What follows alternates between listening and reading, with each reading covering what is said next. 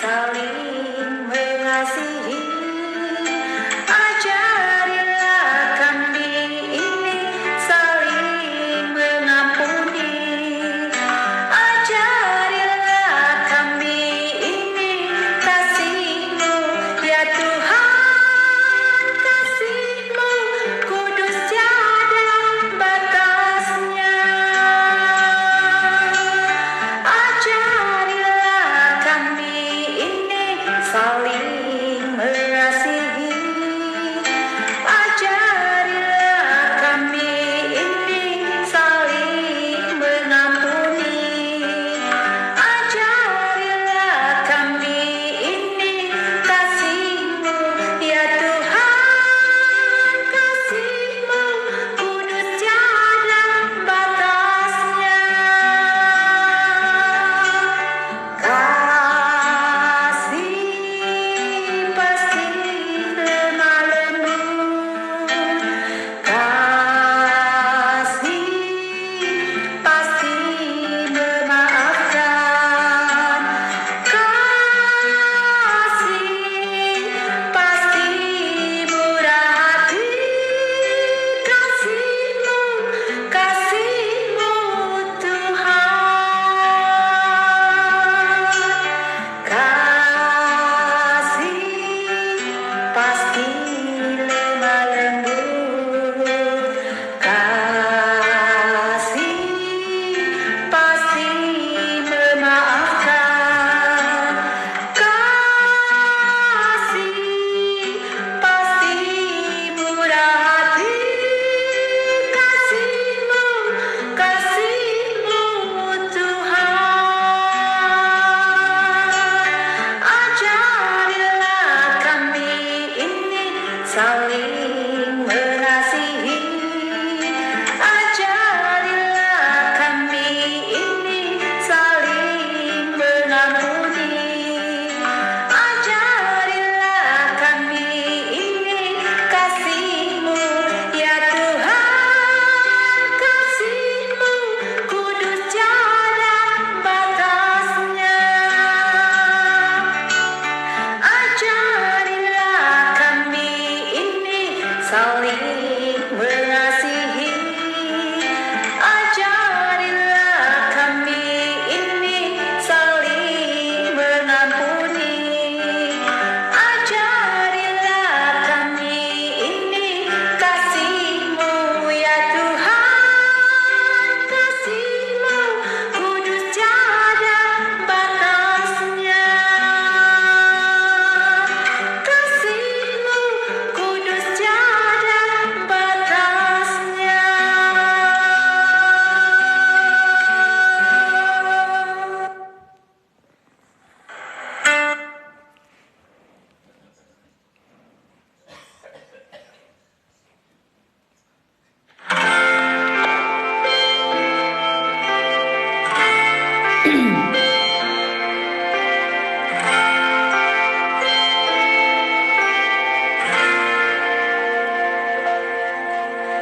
Ku melupakan yang di belakangku. Ku serahkan diriku hanya padamu Yesus, dan ku berlari kepada tujuanku. Kau beriku hari yang baru, yang lama telah berlalu.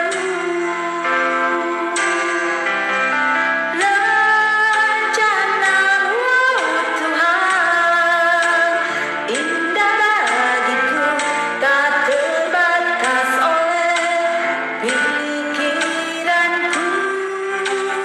Firman-Mu ya dan amin, sumber kekuatan, Kau pengharapanku, Kau terbaik bagiku.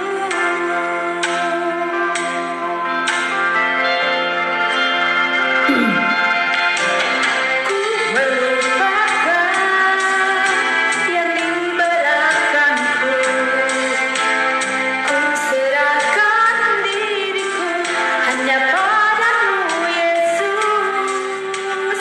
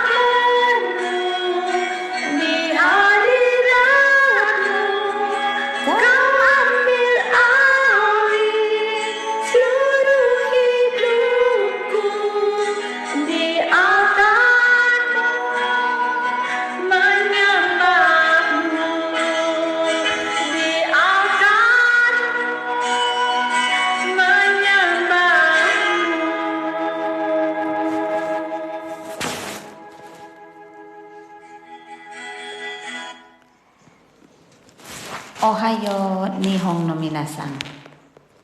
Selamat pagi. Good morning. Teman-teman, selamat pagi. Sekarang di Jepang jam 7.12. Mungkin di Indonesia jam 5 ya. Iya, selamat pagi teman-teman semuanya. Ya, hari ini aku mau cuman sedikit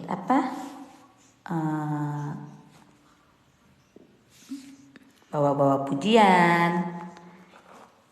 Oh, sorry.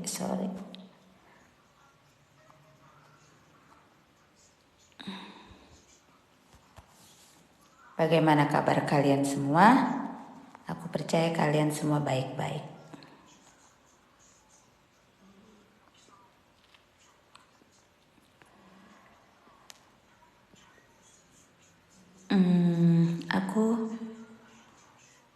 Aku pengen ini ya.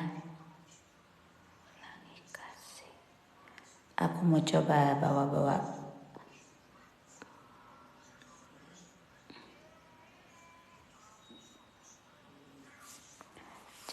ini ya lagu pagi-pagi. Mau coba.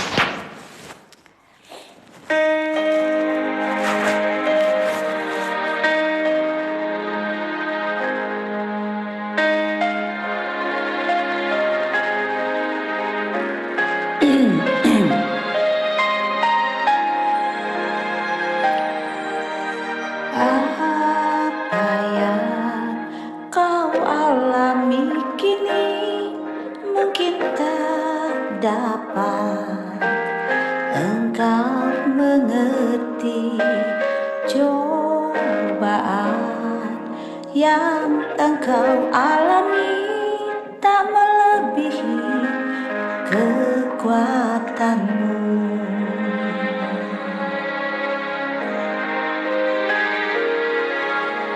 Tuhanmu tak akan memberi ular beracun pada yang minta roti.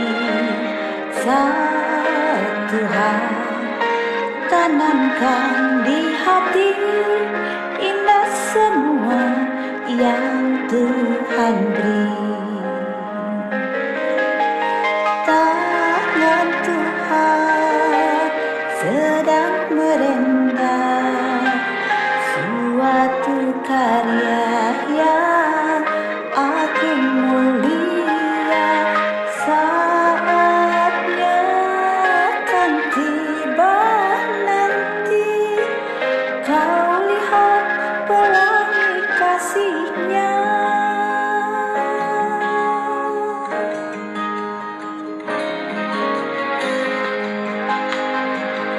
Kita tidak tahu apa yang akan terjadi. Tuhan sedang merenda kita. Amin. Tuhanmu tak akan memberi ular beracun pada yang minta roti. Satu hal tanamkan di hati, indah semua yang Tuhan beri.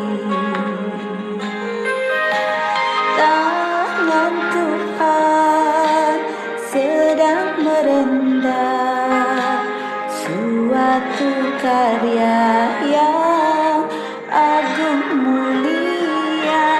Saatnya akan tiba nanti, kau lihat pelangi kasih-Nya.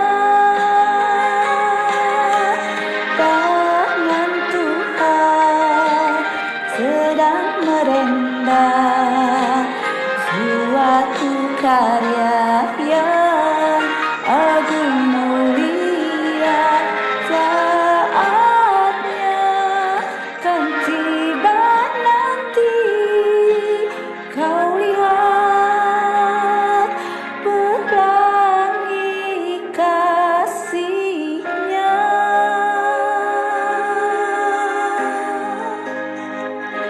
tangan Tuhan sedang merendah. Saatnya pasti akan tiba. Kita akan lihat pelangi kasih-Nya.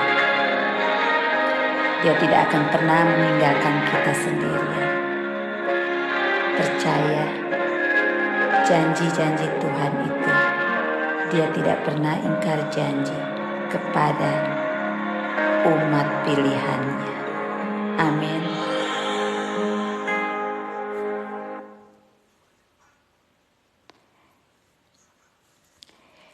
Ya, teman-teman, kasih Tuhan itu, Dia tidak pernah bohong.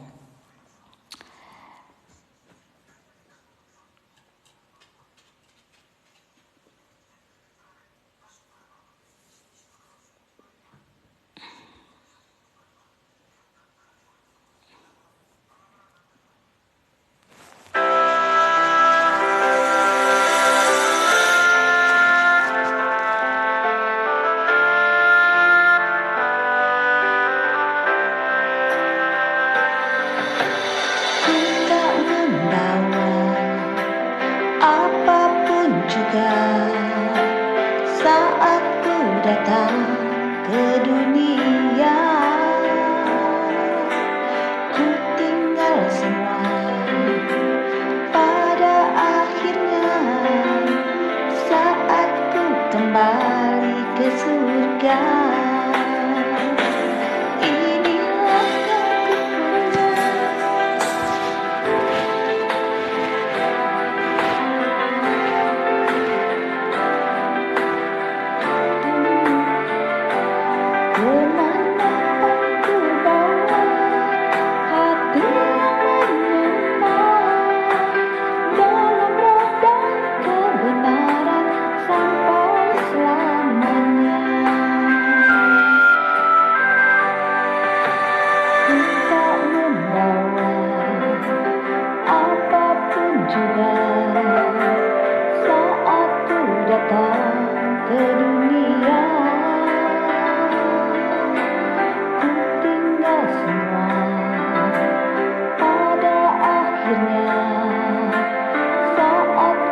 Kembali ke surga,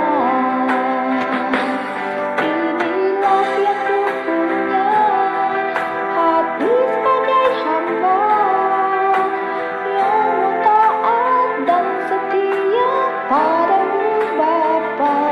Kemanapun ku bawa, hati yang menyembah dalam roh dan kebenaran sampai selamanya.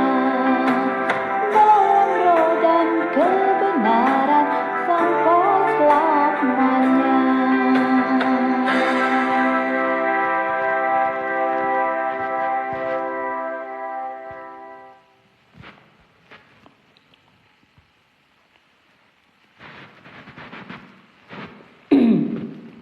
Sebenarnya aku tuh mau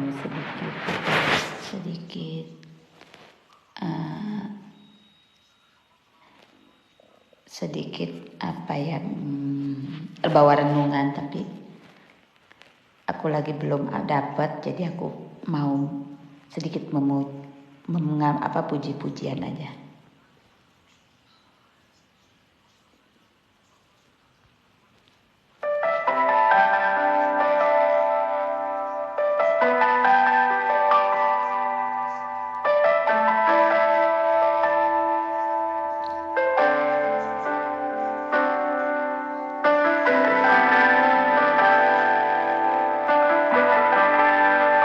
Selamat pagi semuanya ya.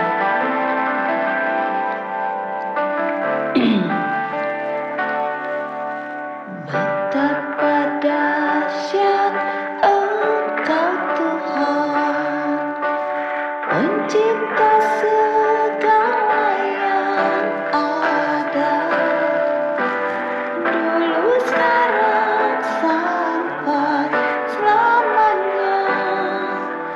Hanya Engkau Tuhan.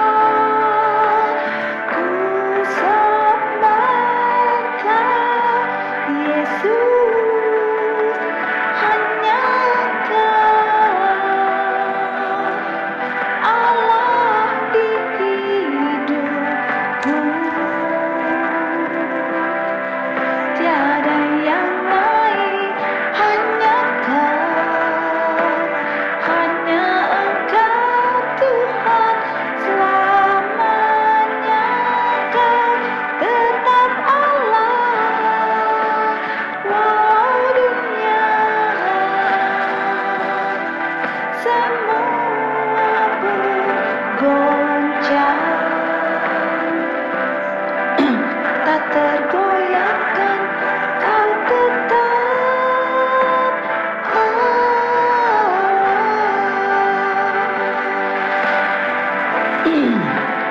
Ku sembah Engkau, Yesus, hanya Engkau,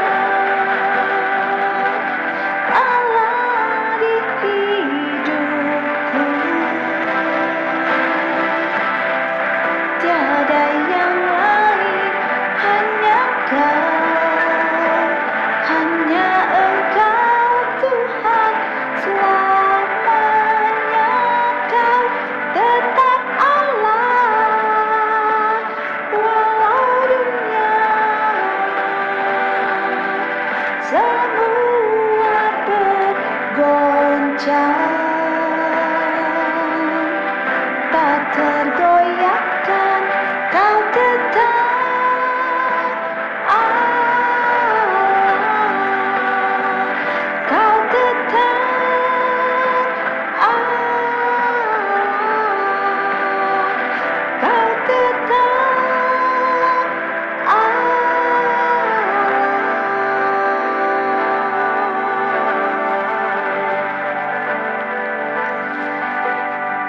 Walaupun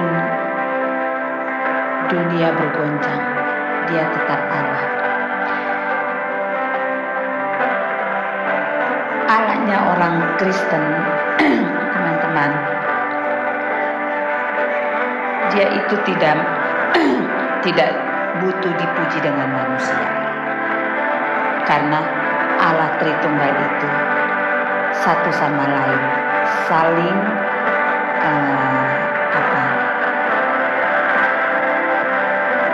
saling berdampingan, saling memuliakan, saling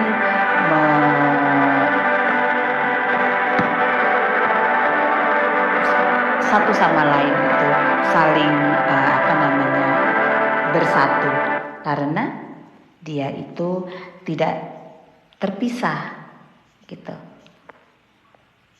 Allah Tritunggal itu Dia itu satu hakikat. Dia tidak bisa dipisahkan.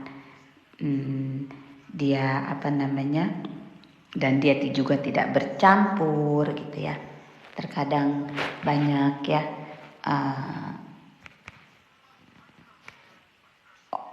kebanyakan juga orang yang salah mengerti tentang Allahnya orang Kristen yang dinamakan Allah Tritunggal itu gitu.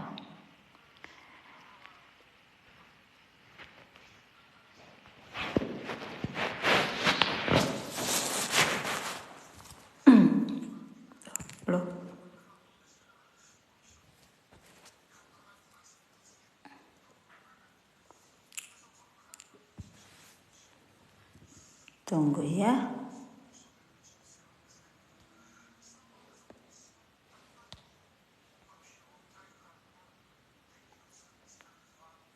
Ada jak. Ohio Faith. Aku lagi iseng-iseng aja. Aku baca-baca bukunya Pak Stephen Tong tentang siapakah Kristus gitu. Jadi aku mau sedikit berbagi sama teman-teman, karena banyak ya yang juga tidak mengerti Kristus itu siapa, seperti yang di dalam Markus 8 ayat 29 gitu. Tunggu ya, Markus 8 ayat 29, kita buka Alkitab.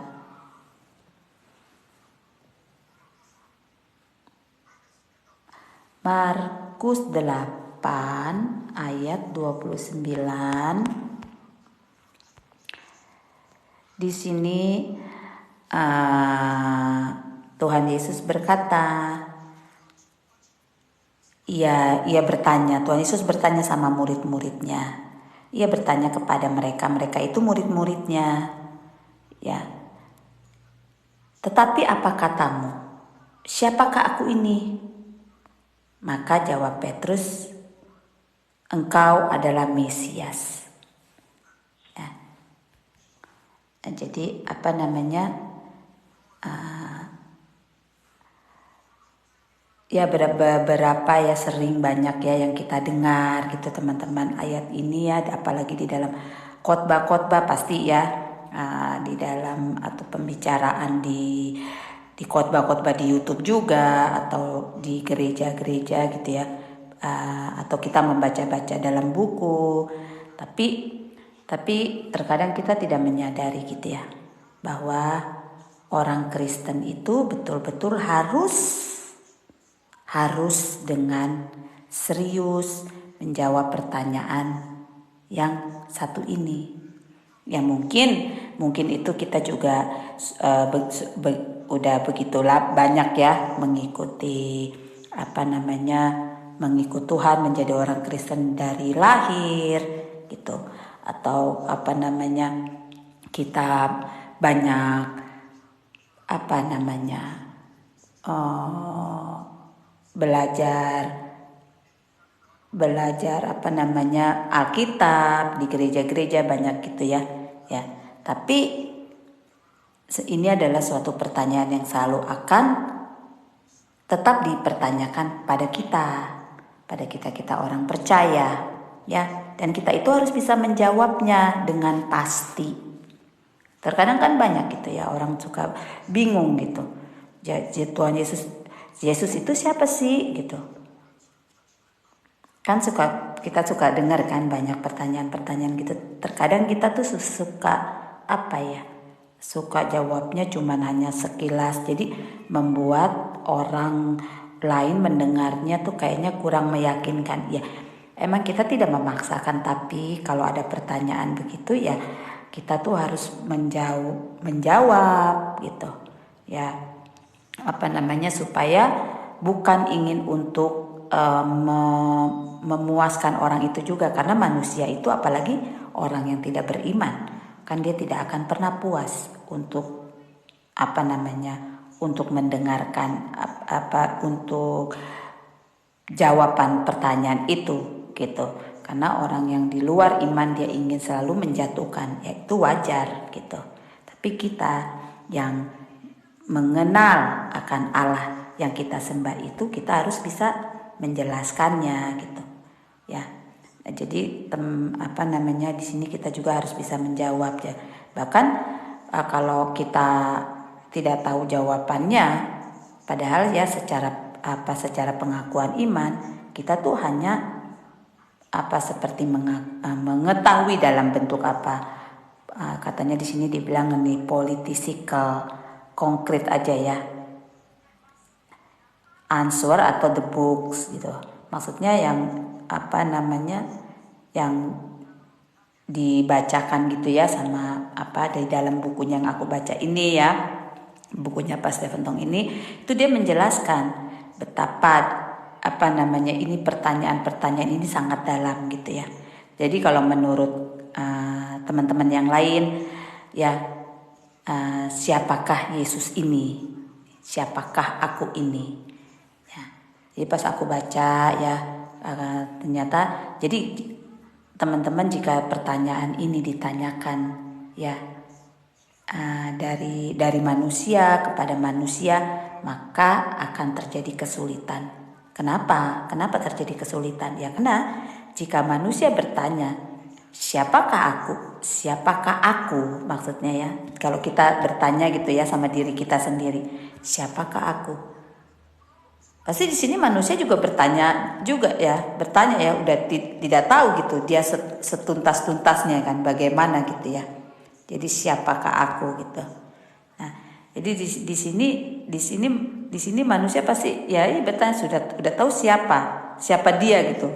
Jadi bagaimana dia mau menjawab pertanyaan gitu maksudnya. Jadi kalau kita tanya sama diri kita sendiri, siapakah aku?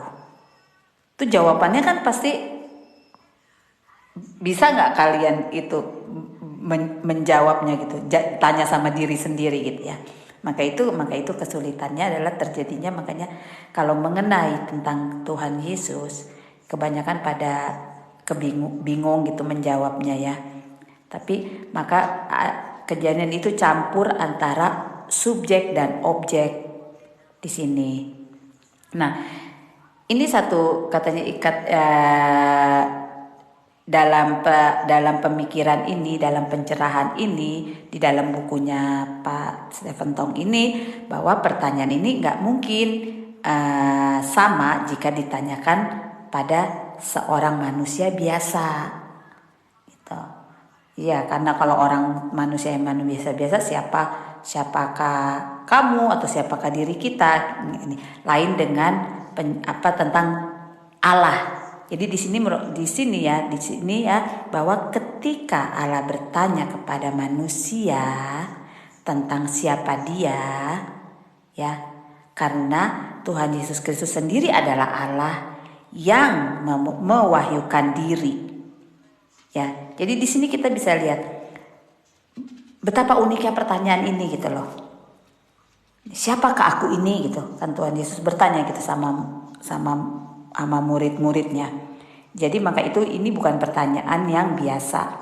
Karena bertanya adalah, kalau bilang Kristus yang adalah wahyu itu sendiri, dan di saat itu murid-muridnya itu kan, ini kalau kita baca di Alkitab baru kita tahu kan bahwa Yesus itu adalah Allah.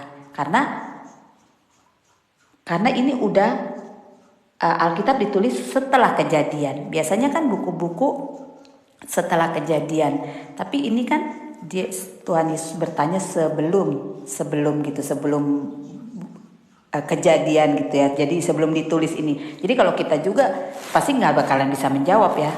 Gitu. Kalau kita juga pasti nggak bisa menjawabnya. Kalau di saat itu Tuhan Yesus tanya siapakah aku ini, pasti sama seperti murid-muridnya, walaupun murid-muridnya itu udah mengikuti dia lama juga, gitu. Ya. Nah di sini katanya buku ini menjelaskan doktrin tentang duinatur Kristus. Jadi bukan dalam kemasaan teologi sistematika, tetapi di dalam relevansi hidup manusia. Dia tanpa harus dikemasi dengan bahasa sehari-hari atau yang bisa mereduksi bobot dari pemaparan ini. Jadi karena itu kalau aku baca-baca ya bukunya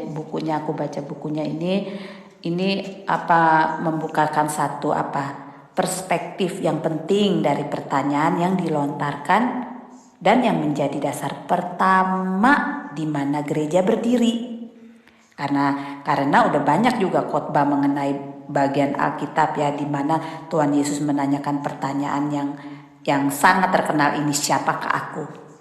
Karena itu kita sepertinya sudah terlalu biasa dengan pertanyaan Tuhan Yesus yang satu ini gitu ya. Nah, kalau aku baca lagi di bab yang ketiga, dia membicarakan bagaimana inkarnasi. Ya, inkarnasi itu begitu khusus dan apa hubungannya dengan kita? Nah, disinilah titik pada waktu Kristus datang. Jadi titik pada waktu Kristus datang berkaitan pula dengan kekekalan. Jadi Kristus yang datang dalam sejarah manusia ya, adalah Kristus yang berada dalam kekekalan yang melampaui sejarah. Jadi pengharapan ini adalah suatu pengharapan sejati seluruh umat manusia sebenarnya. Ini pengharapan yang sejati seluruh umat manusia. Jadi pengharapan karena di saat di zaman itu sebelum Tuhan Yesus itu masuk ke dalam sejarah manusia, dia juga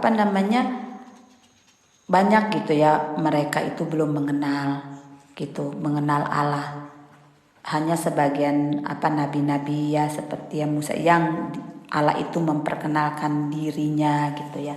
Jadi karena itu terkadang mereka itu membuat Allah-Allah, ilah-ilah yang kecil-kecil itu seperti buat-buatan tangan sendiri gitu. Kalau Allah yang dibuat dari buatan tangan itu berarti bukan Allah gitu. Karena yang buat siapa? Yang buat yang Allah yang Esa yang menciptakan itu manusia. Jadi dia membuat lagi Allah. Berarti karena Allah nggak ada yang bisa dibuat gitu. Ya jadi di sini kita semua berada. Aku baca lagi. Jadi pengharapan ini suatu pengharapan yang sejati seluruh umat manusia. Jadi bukan hanya pengharapan dari bangsa Israel aja. Ya jadi untuk semua manusia. Nah, kekekalan dan kesementaraan hanya mempunyai satu titik kontak, yaitu inkarnasi. Ya, jadi kita semua ini berada di dalam dunia yang bersifat sementara. Allah berada di surga yang bersifat kekal. Jadi agama-agama yang bukan Kristen begitu takut dan gentar karena mereka mengetahui bahwa yang sementara itu tidak mungkin mencapai yang kekal. Benar nggak teman-teman? Yang sementara itu tidak mencapai yang kekal. Tetapi yang kekal itu mungkin memberikan kemurahan kepada manusia, dan kemurahan itu belum dipastikan. Sehingga mereka terkadang, karena itu yang tadi aku bilang yang diciptakan yang kita bikin itu mereka kalian bilang kekal itu belum tentu hanya mendapat kekekalan itu. Seperti kita sebagai kalau orang Kristen harusnya dia bilang kalau kalian mati kalian kemana? Ke surga atau ke neraka? Terkadang suka bingung gitu ya kemana gitu. Padahal di dalam Alkitab tuh udah banyak itu janji-janji Tuhan ya, di mana aku berada, engkau berada, engkau pasti percaya, engkau pasti selamat. Tapi terkadang orang Kristen suka masih terombang-ambing dengan imannya, gitu. Padahal udah lain dengan agama-agama lain, apalagi kalau di dalam di Jepang sini mereka itu rata-rata Shinto itu matahari gitu ya, dan mereka punya prinsip reinkarnasi gitu. Jadi kalau di dalam kekristenan nggak percaya reinkarnasi. Jadi mereka pikir mereka itu hidup harus baik-baik. Jadi kalau mereka mati, mereka percaya mereka mati. Kalau mereka mati, nanti mereka bisa hidup kembali menjadi orang baik gitu. Jadi hidupnya nggak bedanya dengan berusaha melakukan perbuatan baik gitu. Padahal manusia itu tidak bisa berbuat baik. Dan begitu juga. Jadi di agama-agama lain itu kalau melihat dari perbuatan gitu. Tapi kalau di dalam kekristenan beda, kita keyakinan. Jadi nggak ada tuh kalau mati ya mudah-mudahan kita dapat di tempat yang baik di sisi Tuhan gitu contohnya, gitu. Atau ya insya Allah lah gitu ya, pokoknya macam-macam gitu. Tapi di dalam kekristenan itu tidak. Di dalam kekristenan itu kepastian, pasti gitu. Makanya dalam prinsip aku menarakawanan domba itu sekali selamat tetap selamat, karena Tuhanku tidak bohong. Nah, kembali lagi, jadi hal ini terjadi karena titik kontak itu tidak ada yang tadi ya. Jadi karena titik kontak tidak ada, jadi membuat keraguan di dalam untuk nanti. Karena kita kan hidup sementara. Tapi di saat kita mati, apa yang terjadi itu ya, kalian terkadang ada banyak pikiran, oh nanti ada yang ditimbang dosanya gitu-gitu macam-macam gitu. Pokok banyak lah ya gitu. Tapi kalau di dalam kekristenan itu tidak ada. Karena semua apa yang ada di dalam Alkitab itu adalah wahyu, itu adalah janji Allah sendiri kepada umatnya. Nah, aku lanjutin lagi ya. Nah, udah gitu ya, dalam buku ini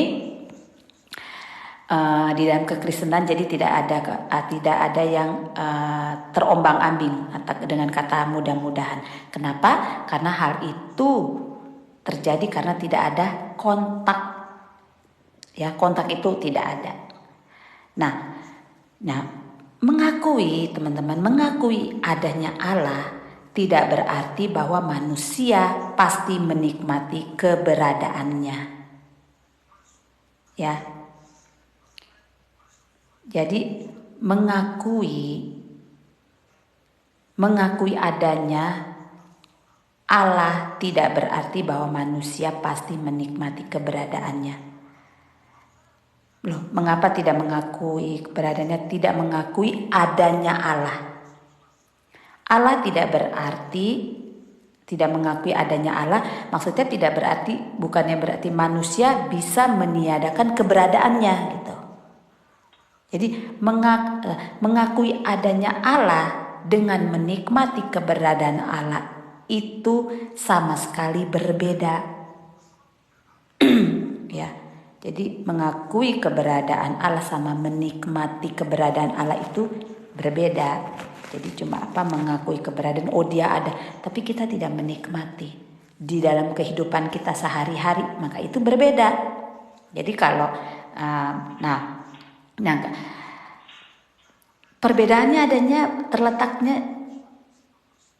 perbedaan letaknya itu ada di mana gitu ya. Perbedaan letaknya ada di titik kontak antara yang sementara dan yang kekal itu. Gitu ya. Jadi di sini di dalam bukunya Pak Tong ini dia menjelaskan bagaimana inkarnasi gitu. Jadi inkarnasi adalah harapan satu-satunya di mana manusia bergantung. Ya. Jadi inkarnasi itu di mana satu-satunya manusia itu bergantung. Jadi titik kekekalan dan kesementaraan bertemu dalam inkarnasi. Dan titik ini jugalah Allah dan manusia bertemu. Jadi kalau Allah tidak berinkarnasi, manusia tidak akan bisa bertemu dengan Allah. Karena Allah orang Kristen adalah roh yang tidak bisa dilihat, tidak bisa dijamah. Karena itu Allah perlu berinkarnasi. Ya, jadi di sini dia mengatakan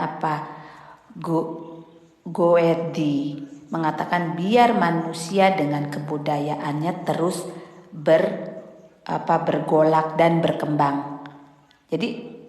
Jadi tidak mungkin itu mencapai moral dari Kristus yang sudah dinyatakan dalam keempat Injil, itu Injil Matius, Markus, Lukas, dan Injil Yohanes juga di situ ya. Jadi di situ waktu melihat ya Pak Tong ini waktu melihat dan mengerti, dia baru sadar gitu bahwa Kristus yang sudah dia miliki itu adalah Tuhan yang paling suci gitu ya. Jadi Kristus yang adalah Tuhan adalah yang paling suci, yang paling adil, yang paling bijaksana, yang paling mempunyai penguasaan diri. Ya, contoh pada zaman itu ya. Jadi standar moral kekekalan yang patut kita sembah dan kita sembah sujud kepada Dia. Jadi inilah Kristus yang kita sembah. Dia yang maha suci, dia yang maha adil, dia yang maha bijaksana. Karena gak ada manusia tuh yang bijaksana tuh gak ada. Yang manusia yang sempurna gak ada selain Yesus Kristus.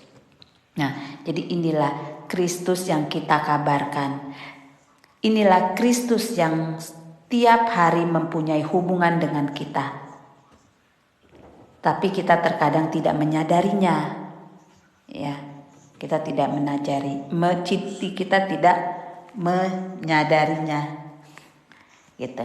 Karena itu di sini aku membacakan bukunya Patong. Di sini itu kita akan di sini dia menjelaskan satu ayat mengenai Kristus dengan bagian Alkitab yang lain. Jadi kebenaran yang satu diperjelaskan dengan kebenaran yang lain.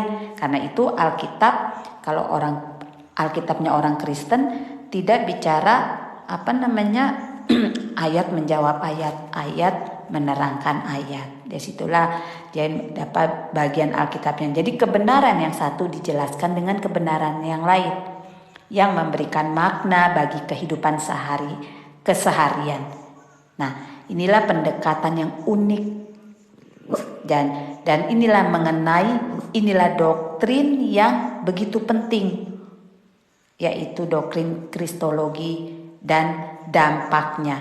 Karena itu Kristus bukanlah objek pembahasan, tetapi Allah dan firman yang hidup, dan ia pernah bersama-sama dengan kita menginjak bumi dan direkam dalam catatan sejarah waktu itu.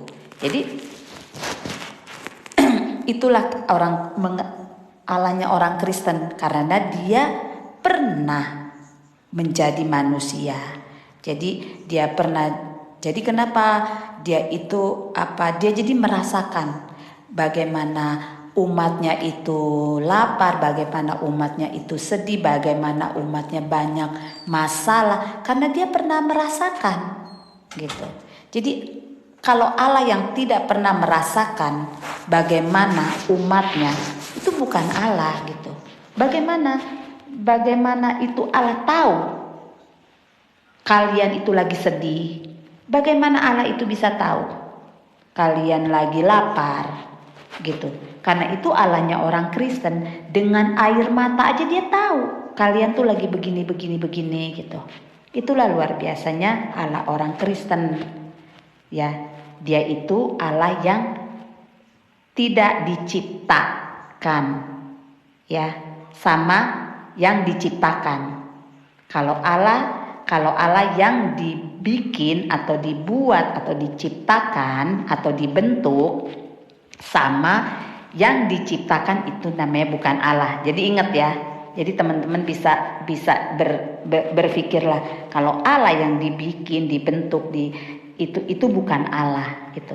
Kalau Allah orang Kristen itu tidak dibentuk, tidak diciptakan, ya. Oke.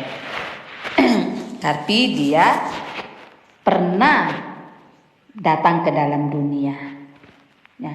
Jadi waktu di sini dia bilang waktu memegang setangkai bunga, Anda tahu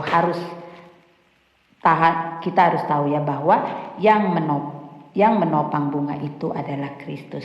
Jadi waktu kita melihat ke cermin, kita mesti ingat bahwa yang membuat hari ini hidup kita tetap hidup adalah Kristus. Jadi jadi sebenarnya orang Kristen itu ya nggak perlu minta-minta. Nggak usah minta-minta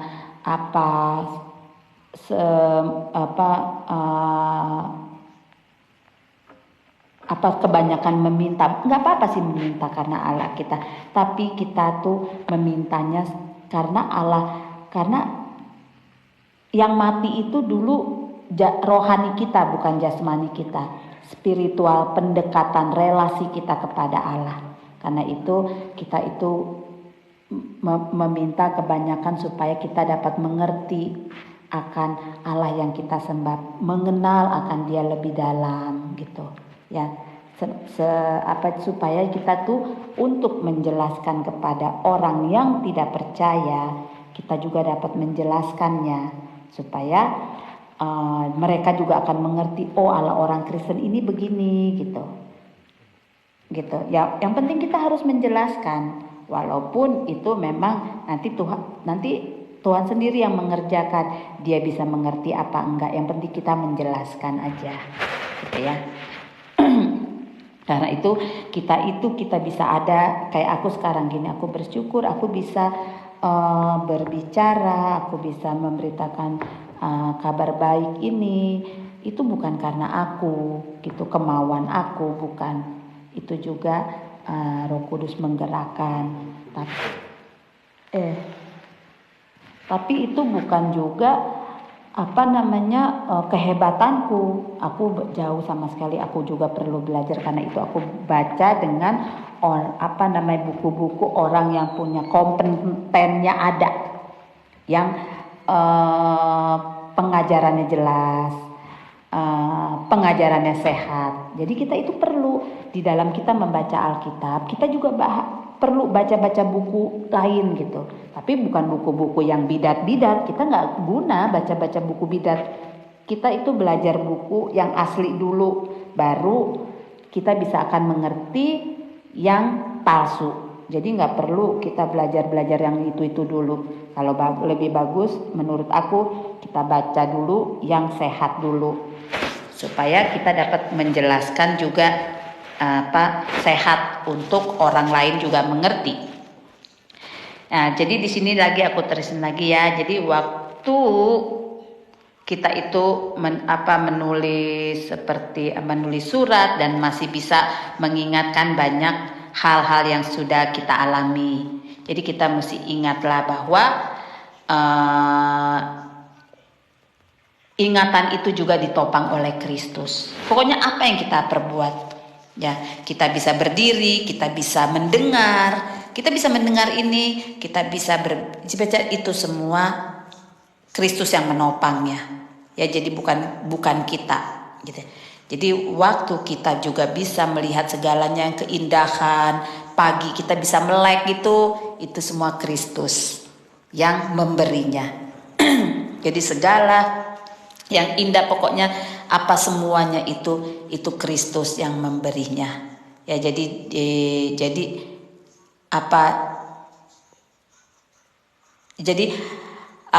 semua keajaiban ciptaan Allah. Jadi kita mesti ingat ya, bahwa di tengah-tengahnya ada logi yang pusatnya pada Kristus. Kristus yang adalah logos. Logos itu kan firman, ya. Kristus yang adalahnya logos. Jadi waktu kita melihat, kita bisa melihat suami kita, bisa melihat istri kita, bisa lihat pacar kita, semua dengan keadaan baik, saudara-saudara kita, orang yang kita cintai, anak kita, pokok semuanya itu juga kita harus ingat bersumber dari Dia,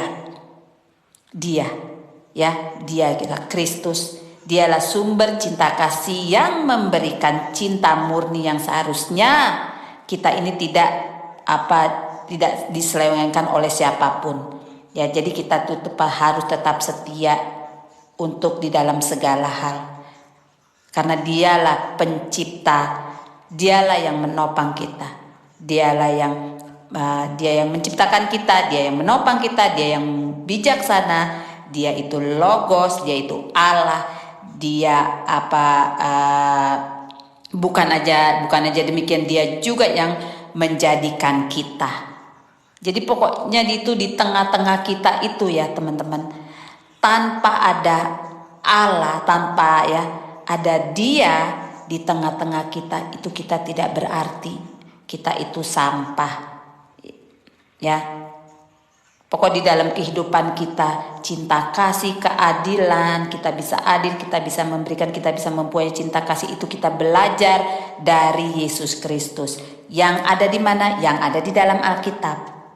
Inilah karya Kristus. Ya, sebelum sejarah, sesudah sejarah, sebelum inkarnasi dan sesudah inkarnasi, Dialah Kristus, Dialah Allah. Ya. Nah, lanjutnya lagi. Ya, jadi di sini juga, di bab ini juga Patong juga menjelaskan tentang klaim Tuhan Yesus sebagai jalan, sebagai kebenaran dan hidup. Kemudian keunikan Kristus yang diakhiri dengan tantangan abad ke-20 untuk kekristenan. Ya. Nah, bagaimana selama ini kita mengenal Tuhan kita, Yesus Kristus? Apakah dia seperti menara gading ajaib, seperti hanya seperti Nabi To. Aku kalau dengar dari siapa ya kalau di dalam TikTok itu Pak Erben To, Nabi To, utusan To. Jadi segala sesuatu jangan langsung stop sampai situ juga. Jadi kita bisa dapat menjelaskan. Nah, jadi pembahasan doktrin atau ajaran ini ya, yang agung ini tetapi tidak pernah sampai kepada sanubari kita gitu. Banyak pengajaran-pengajaran yang sehat tentang Kristus ya, tapi nggak sampai kita mau menikmati, meresapi gitu. Oh gitu. Jadi benar-benar, jadi kita tuh hanya sekedar udah pokok tahu gitu aja, hanya tahu aja.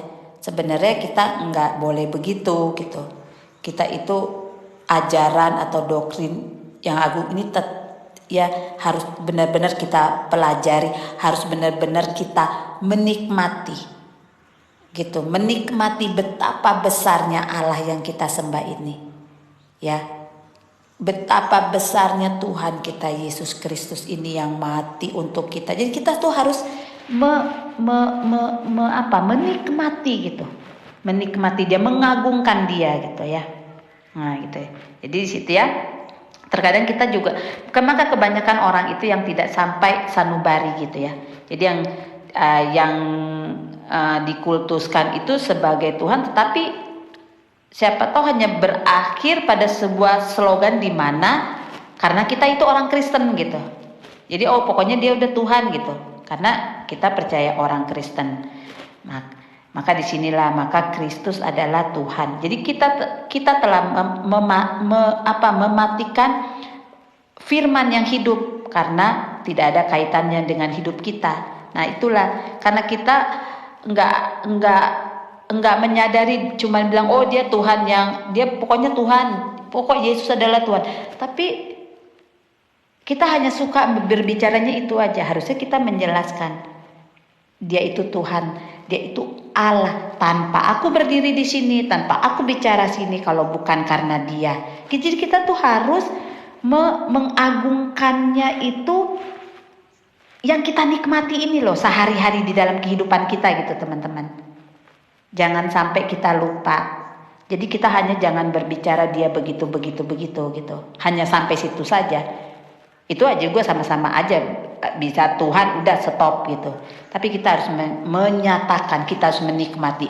Aku bisa makan ini, aku bisa berbicara, aku bisa bernafas ini karena dia yang menopang begitu loh. Jadi kita harus menjelaskan kepada orang yang tidak mengerti siapa itu Yesus. Itu ya. Itu jadi di sini Pak Tong bilang jadi maka Kristus adalah Tuhan. Kita kalau kita tidak berbicara itu mendeklarasikan seperti itu, kita itu berarti mematikan firman yang hidup itu karena nggak ada kaitan di dalam kehidupan kita. Nah jadi inilah pembahasannya. Jadi pembahasannya itu begitu hidup kita itu kita bisa menyangkal bagaimana keseharian kita berkaitan dengan doktrin Kristus ini. Ya pokoknya jangan lupa. Jadi seandainya kita memberitakan firman dimanapun, di TikTok, di media, di teman-teman, kita itu memberitakan kehidupan kita sehari-hari. Jadi kita terus memandang Kristusnya, bukan kitanya. Jadi kita harus begitu ya. Nah, jadi di sini dia bilangkan, tetapi apa katamu? Siapakah aku ini? Ya, yang dia tanya gitu. Nah, disitulah jadi kita harus mengenal Kristus yang lebih dalam, yang dimaksudnya itu ya. Dia adalah sumber, dia adalah penopang hidupku, dia adalah segalanya di dalam hidupku. Jadi kita pokoknya mesti kasih tahu ya teman-teman, aku bisa berdiri ini karena dia, aku bisa berbicara karena dia. Jadi jangan cuma hanya bilang dia Allah, dia itu Tuhan gitu. hanya langsung itu stop titik gitu. Kalau tapi kan dia utusan. Nah, kita juga bisa menjelaskan utusan yang diutus itulah karena dia berinkarnasi, Allah yang berinkarnasi menjadi manusia supaya dia juga dapat mengerti perasaan kita, supaya dia juga dapat mengerti kesedihan kita, supaya dia juga dapat tahu di dalam segala hal kehidupan kita karena dia pernah menjadi manusia. Nah, jadi disitulah kalau ya di Markus 8 ayat 29 ini yang dia lalu bertanya siapakah aku ini. Jadi kita juga sekali kita mengaku dia adalah Allah, Tuhan kita, juru selamat kita di dalam hidup kita, dan dia yang menopang hidup kita sampai akhir hidup kita, terus dia membawa kita. Kita harus menjelaskan begitu ya teman-teman. Jadi jangan cuman hanya bilang dia Kristus aja udah titik stop gitu. Kita harus bisa memperlihatkan di dalam kehidupan kita. Oke?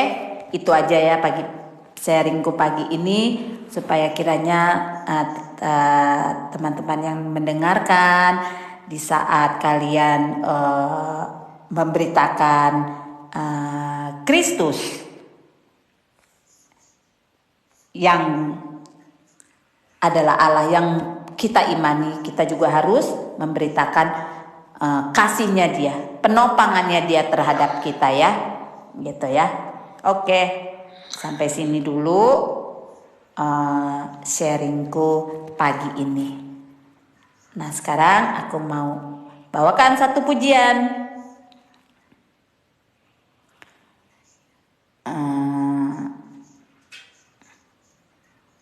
Bentar ya, aku mau.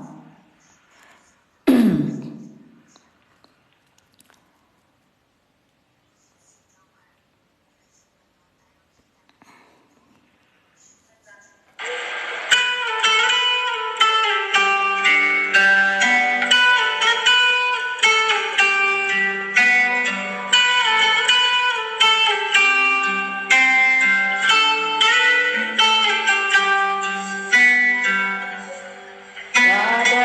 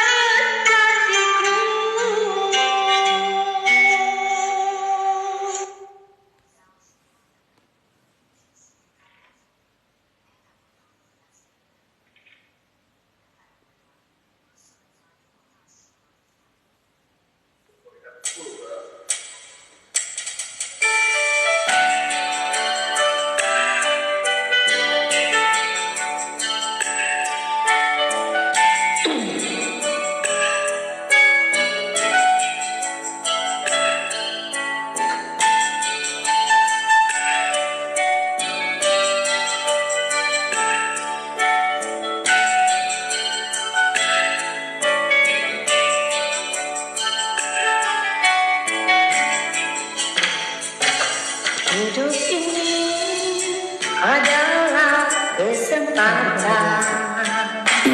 Hidup ini untuk melayani Tuhan.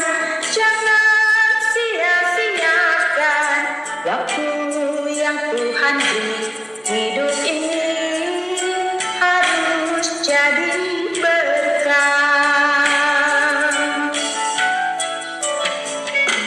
Oh Tuhan, pakailah hidupku selagi aku masih kuat.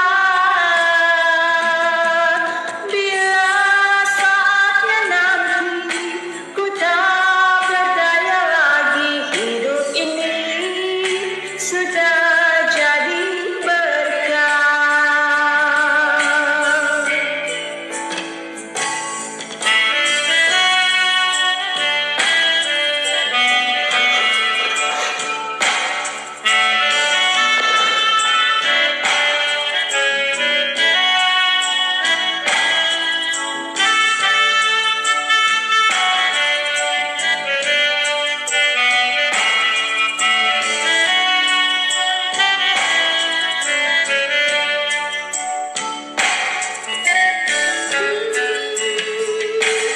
Hidup ini adalah kesempatan. Hidup ini untuk melayani Tuhan. Jangan sia-siakan waktu yang Tuhan beri. Hidup ini harus jadi berkah. Oh Tuhan, pakailah hidupku selagi aku masih kuat. Bila saatnya nanti ku tak berdaya lagi, hidup ini sudah jadi berkah. Oh Tuhan, pakailah hidupku selagi aku masih kuat. Bila saatnya nanti ku tak berdaya lagi, hidup ini sudah jadi berkah. Bila saatnya nanti ku tak berdaya lagi, hidup ini sudah jadi berkah.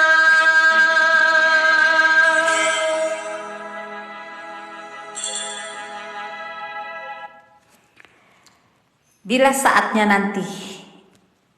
Jadi kita ya masih ada kesempatan ini kita pergunakan untuk Tuhan. Oke teman-temanku, terima kasih.